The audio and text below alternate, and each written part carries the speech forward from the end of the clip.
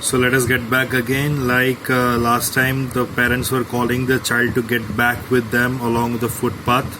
Now we have a chapter leading to the next level. Let us know it in detail. As they neared the village, the child would see many other footpaths full of throngs converging to the whirlpool of the fair, and felt at once repelled and fascinated by the confusion of the world he was entering. That means जैसे ही वो लोग village के नज़दीक आए, the child could see many other footpaths full of throngs. Throngs means large gathering of people. Okay? तो बहुत सारे लोगों को उसने वहाँ पे देखा.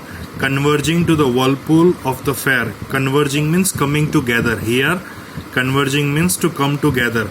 So the large group of people were coming together into the fair and felt at once repelled and fascinated.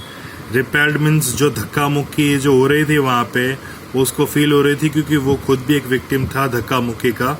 And fascinated by the conclusion of the world he was entering, and fascinated by the confusion of the world he was entering. That means he couldn't get away with this sight because he was fascinated.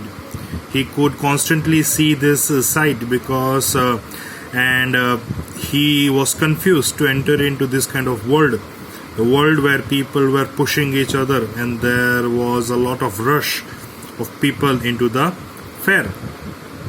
A sweetmeat seller hawked. एक जो स्वीटमीट seller था वो जोरों जोरों से चिल्ला रहा था, gulab jamun, rasgulla, barfi, jalebi. At the corner of the entrance, and crowd pressed around his counter at the foot of an architecture of many colored sweets.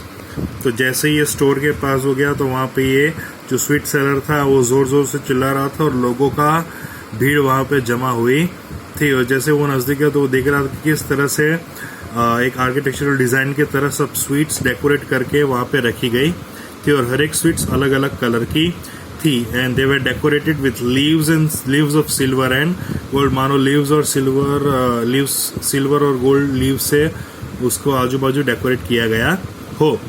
The child stared open eyed and his mouth watered for the barfi that was his favourite sweet.